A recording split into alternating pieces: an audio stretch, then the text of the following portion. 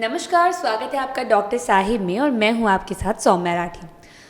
अक्सर जब भी वैक्सीनेशन की बात होती है तो हम बच्चों की वैक्सीनेशन समझ लेते हैं और बच्चों को वैक्सीन लगवाना क्यों ज़रूरी है ये हम सब जानते हैं। लेकिन आज हम लोग बात करने वाले हैं कि अडल्ट वैक्सीनेशन यानी कि एक उम्र के बाद बड़ी उम्र के लोगों में वैक्सीन्स की क्या इम्पोर्टेंस है, उनका वैक्सीन लगवाना क्या ज़रूरी है और किस बीमारी के लिए ख़ास तौर पर वैक्सीनेशन होनी ही चाहिए उनकी। और इस सवालों के जवाब देने के लिए मेरे साथ इस वक्त बैठे हैं डॉक्टर अमिताभ बंका, जो कि काफ़ी जाने माने रेस्पिरेटरी मेडिसिन कंसल्टेंट है, यानी कि फेफड़े से जुड़े जितने भी रोग होते हैं डॉक्टर साहब उनके विशेषज्ञ हैं। डॉक्टर साहब, सबसे पहले नमस्कार, स्वागत है आपका। डॉक्टर साहब, अडल्ट वैक्सीनेशन, सबसे पहले मैं यही पूछना चाहूँगी, ये इम्पॉर्टेंट क्यों है? लोग इसके बारे में इतनी कम जानकारी क्यों रखते हैं? देखिए, जानते बूझते हम लोग एडल्ट वैक्सीनेशन सब लेते हैं। जैसे मैं एक सिंपल एग्जांपल देना चाहूँगा टेटनस का। आपको कभी भी चोट लगता है या कुछ भी होता है तो आप सबसे पहले टेटनस का इंजेक्शन लेते हैं, तो वो भी तो एक तरह का वैक्सीनेशन ही है ना। तो एडल्ट वैक्सीनेशन हम सब ले रहे हैं। जैसे हेपेटाइटिस का, प्रेग्नेंट फीमेल्स में HPV का वैक्सीनेशन होता है, तो हर कोई एडल्ट वैक्सीनेशन ले रहा है। हम बस उसको जान नहीं रहे हैं कि हम एडल्ट वैक्सीनेशन कर रहे हैं। खुद को एज ए एडल्ट हम वैक्सीन ले रहे हैं। आप ट्रैवल करने जाते हो तो आपको येलो फीवर का या जो भी बीमारियां आप जिस कंट्री में जाते हो उसके हिसाब से आपको वैक्सीन लगता है। जो मेनली मैं जो 2 वैक्सीन के ऊपर आपको बताना चाहूँगा वो है एक फ्लू और एक न्यूमोकोकल वैक्सीन, जो बहुत इम्पॉर्टेंट है। और आज के दिन फ्लू और निमोनिया का जो इंसिडेंस है वो बहुत ज़्यादा है। निमोनिया के आप समझिए तो 20 लाख से ज़्यादा बीमारी पेशेंट हर साल पूरी दुनिया में मृत्यु होती है। और मैं जब निमोकोकल की बात कर रहा हूँ तो सिर्फ निमोनिया की बात नहीं कर रहा हूँ, उससे related meningitis, otitis media, bacteria, इन सब की बात कर रहा हूँ। और फ्लू तो देखिए, फ्लू से तो हम लोग सब वाकिफ़ हैं अच्छे से। अगर आप देखो तो कोविड भी एक तरह का फ्लू है, स्वाइन जो फ्लू H1N1 आया था वो भी एक तरह का फ्लू है। और फ्लू हर साल ठंड के मौसम में ज़रूर आता है और बहुत लोगों को बीमारी करता है और बहुत लोग उसके कारण अस्पताल जाते हैं और बहुत लोगों को उससे सांस की दिक्कत होती है, निमोनिया होता है और कईयों की तो मृत्यु भी होती है। तो इसी के लिए एडल्ट वैक्सीनेशन खासकर इन 2 बीमारियों के लिए बहुत बहुत बहुत इम्पॉर्टेंट है।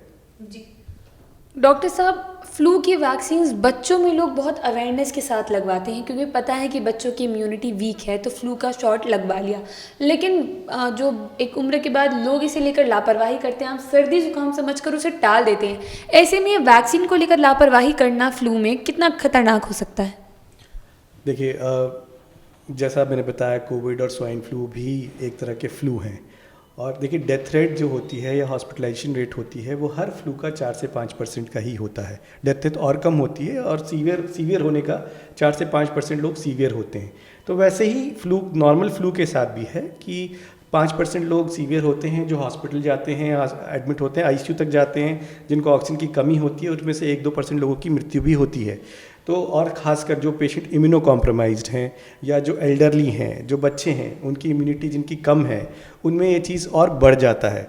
जो सिगरेट्स पीते हैं, जिनको शुगर की बीमारी है, तो इन सब की इम्यूनिटी ऑलरेडी बहुत कम होती है। और इन सब को खासकर फ्लू का और निमोकोकल का वैक्सीन, दोनों का, मतलब मैं निमोकोकल को भी साथ में जोड़ना चाहूँगा, सिर्फ फ्लू नहीं, निमोकोकल का वैक्सीन भी ज़रूर से ज़रूर लेना चाहिए। क्योंकि इससे उनकी जो बार बार इन्फेक्शन जो होती है उनको, एक तो वो उससे बचेंगे और ख़ासकर इन्फेक्शन अगर होता भी है तो उसकी सीवियरिटी जो है वो काफ़ी कम हो जाती है। फ्लू का वैक्सीन से पाया गया है कि 40% ICU के अंदर एडमिशन या मृत्यु की कमी पाई गई है केवल एक फ्लू के वैक्सीनेशन से। जी डॉक्टर साहब, आप न्यूमोकोकल की जो वैक्सीन है उस पर भी काफ़ी ज़्यादा जोर डाल रहे हैं, तो सबसे पहले अब मैं ये समझना चाहूँगी कि न्यूमोकोकल किस तरीके से एक इंसान को प्रभावित करता है और वैक्सीन इतनी महत्वपूर्ण क्यों है?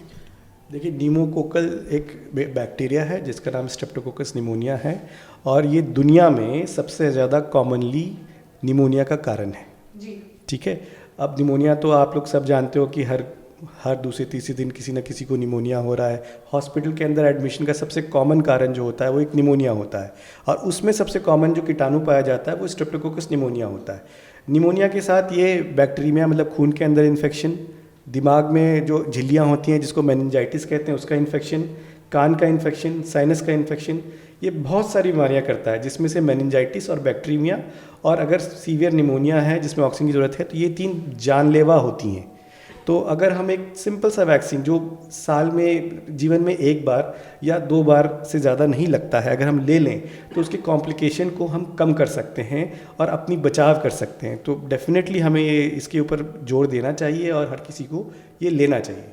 जी, उम्मीद करती हूँ कि डॉक्टर साहब ने जो कुछ बताया है आपने ठीक तरीके से सुना और समझा होगा। ऐसे में ज़रूरी है कि जिन बीमारियों के लिए ख़ास तौर पर डॉक्टर साहब वैक्सीन देने पर जोर दे रहे हैं, वो वैक्सीन के शॉट्स अगर सही वक्त रहते लगवा लें तो अपने आप को हम लोग जानलेवा बीमारी से सुरक्षित रख सकते हैं। इसी के साथ बहुत जल्द मुलाकात होगी डॉक्टर साहब के अगले एपिसोड में। तब तक के लिए अगर वीडियो को फेसबुक पर देख रहे हैं तो पेज को लाइक और शेयर करें, यूट्यूब पर देख रहे हैं तो चैनल को सब्सक्राइब करें। कमेंट सेक्शन में आकर आप हमें ये भी बता सकते हैं कि डॉक्टर साहिब से आपके क्या सवाल हैं, और अगर आप चाहें तो अपनी समस्या हमें मेल पर भी भेज सकते हैं।